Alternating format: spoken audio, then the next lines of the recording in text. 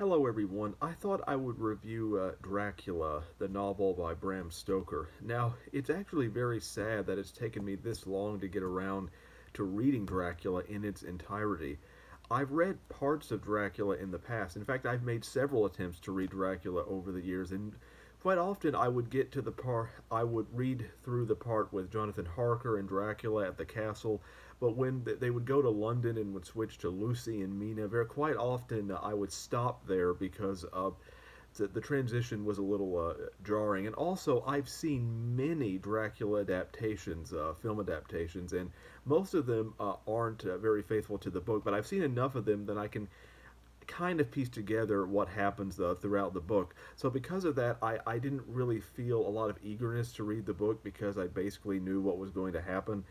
And but I finally decided to just read the whole thing. And again, it's really sad that it took me this long to read it because I love Dracula as a character. I love a lot of Dracula movies, but I finally read all of it.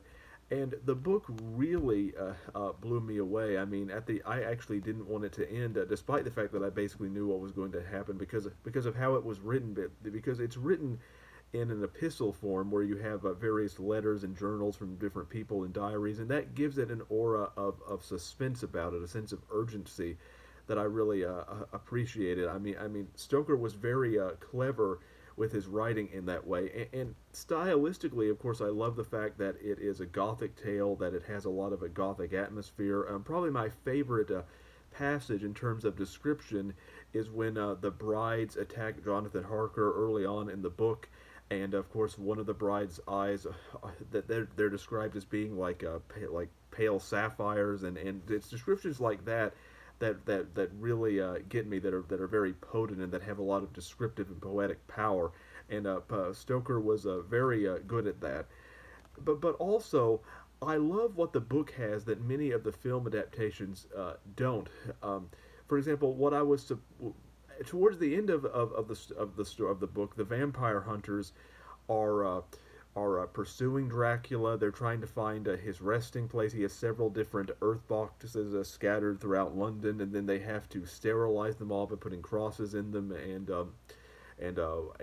wolf vein and things of that nature, and garlic, and there's a lot of suspense there. And of course, one of the things that you might not know is that Dracula comes out in broad daylight in the book. That's something hardly ever portrayed in the movies, and how they at one point they have to confront him in broad daylight. That was a very suspenseful scene because I had never seen anything like it in any of the movies. And also another thing that's overlooked, and of course most of you probably know what the plot of Dracula is, but in case you don't, I'll just give a really brief, loose summary of the. Of course, Jonathan Harker, the real estate agent, goes to Dracula's castle, and then to negotiate a real estate deal with him. Then, of course, he finds that Dracula is a vampire. Then Dracula goes to London and starts preying on the inhabitants there. And of course, there's this one character named Lucy, who is the friend of Mina, who's engaged to Jonathan, and this part is often overlooked in the movies, and I mean, it's often glossed over, that it's rushed through, and this is the whole Lady in White storyline and Lucy being bitten storyline, and that storyline is often again not included in many of the movies, but it's very important in the book. There over 100 pages is spent dealing with this, nearly 200 pages, nearly almost half the book is spent dealing with Lucy and how she's being bitten and how they don't know what's happening, and there's a lot of suspense surrounding it because they're trying to figure things out, and they call Van Helsing and she's getting weaker and weaker and weaker.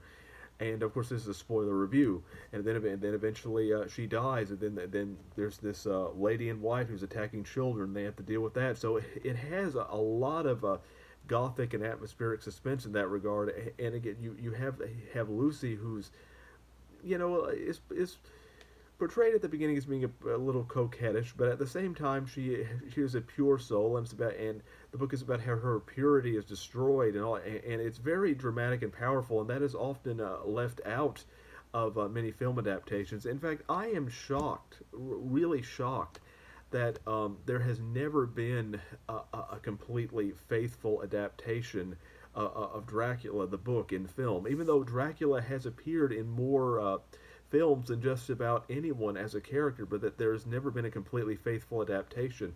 Now, I must distinguish right away that ju- that something can be a good movie and not a good adaptation. I want to make that clear. So there are many Dracula films that I think are good movies, but that doesn't necessarily mean that they're faithful adaptations. Like you have the original the Bela Lugosi version of Dracula, one of the first sound versions, and in some regards, it's not very faithful to the book. Although Renfield's speech about rats, which is in the book, is in that version with Dwight Frye, and Dwight Frye does a very good job delivering that speech.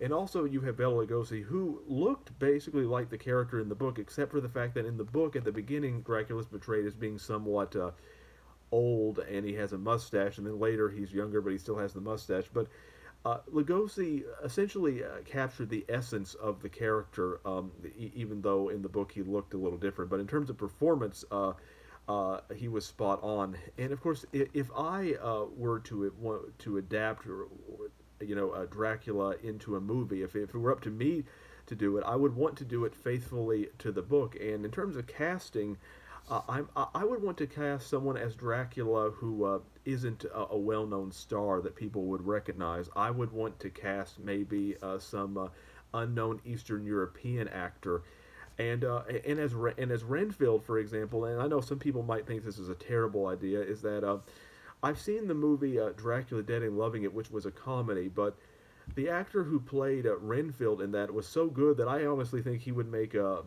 serious Renfield. I can forget his name at this point in time. I have to look that up later.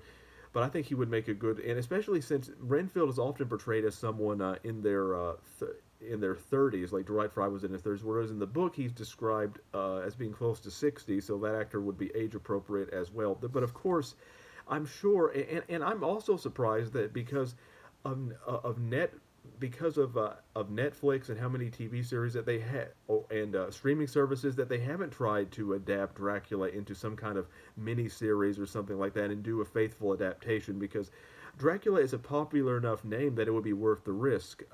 However, oh, I don't have very much faith in modern Hollywood adapting novels well in general, because I think with Dracula the danger is that they would make either some kind of CGI action fest, or that they would add in some kind of unnecessary love story. Like, a lot of people think that the Bram Stoker version is accurate to the book. It's not really at all.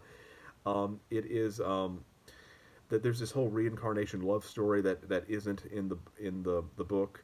Um, and a reincarnation love story might work for the Mummy, but it doesn't work for Dracula. Or they would make it, I guess you could say, woke by inappropriate casting, by casting certain minorities who historically and realistically wouldn't belong there, and who also aren't accurate to the book.